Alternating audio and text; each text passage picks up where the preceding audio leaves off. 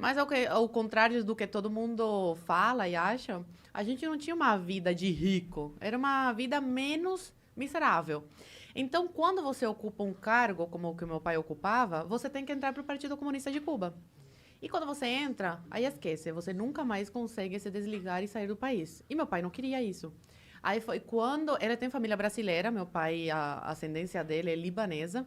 E há muito tempo atrás eles migraram, uma parte foi para Cuba, o avô dele foi para Cuba, outra parte para o Brasil, Venezuela. E aí essa família brasileira, a prima dele fez uma carta oficial convidando meu pai para passar umas férias aqui no Brasil, 3 meses, que era o máximo que um cubano podia ficar fora de Cuba. E aí, depois de muito trabalho, porque não foi fácil ele conseguir a autorização para sair, ele veio para cá de visita e deixou minha mãe grávida da minha irmã do meio. E eu com 5 anos na época. Minha mãe estava quase dando à luz. Ele veio em julho, agosto e novembro. Minha mãe deu à luz a minha irmã do meio.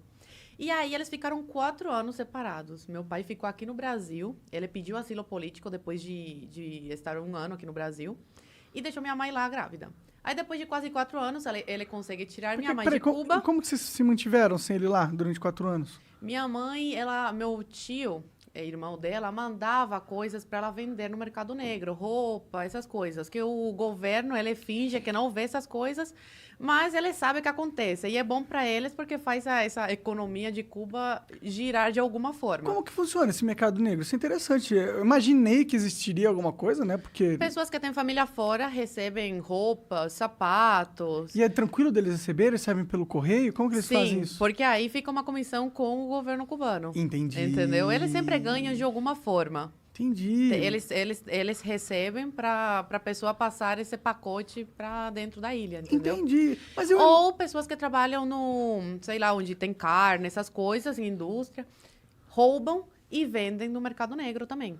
Entendeu? Entendi. Só que aí você não sabe a procedência, nada. Porque a gente não sabia de onde saía o frango que minha avó e meu avô compravam para manter a gente em Cuba. Cara, isso é muito louco, porque assim, você tá me contando coisas que pra mim eram fábulas, sabe? Eu achava, eu sabia, quer dizer, já tinha escutado falar como era a vida lá, mas pelo que você tá me falando, uma cubana que viveu lá e que tem família lá, isso é assustador até. Mas tipo, não poder sair de Cuba... Eu falo isso, que se eu fosse brasileira e não fosse cubana, pra me acreditar numa coisa dessas, porque parece uma coisa tão longe da realidade aqui do Brasil, né? Mas, infelizmente, é isso que os cubanos passam. Atualmente, o cubano pode sair da ilha, tá? Só que é muito difícil, tem que ter muito dinheiro e, geralmente, quem consegue é quem tem família fora, que aí consegue bancar essa saída. Agora tá mais liberada essa saída, não como antigamente, que era completamente... Por Entendi. exemplo, criança não podia sair de visita. Por isso que meu pai teve que separar toda a família. Aí, terminando essa história, meu pai ficou no Brasil depois de quase 4 anos. Consegue tirar minha mãe de Cuba. Eu e minha irmã ficamos com os nossos avós. Eu com 9 anos na época e minha irmã com 3. E aí minha mãe vem para o Brasil, vai direto para a Polícia Federal e pede asilo político. Porque como eles são casados, meu pai e minha mãe, ela tinha direito a lei de refugiada também, igual meu pai.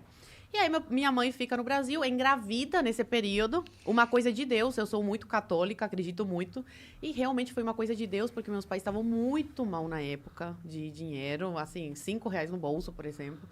E minha mãe fica sabendo que tá grávida. Aí foi um caos. Meu Deus do céu, como é que a gente vai sustentar mais uma boca, né? E ainda tem que mandar dinheiro para Cuba para nossas filhas lá conseguir, né, comer decentemente, né? Um franguinho, essas coisas.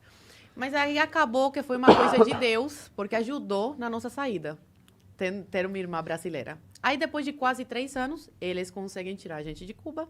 Meu pai conhece a minha irmã do meio com 5 anos e volta a me ver com 12. E a gente conhece a nossa irmã caçula brasileira, juinvilense, Santa Catarina, com quase 3 anos. Aí, resumidamente, essa é a história da minha família. Então eu tô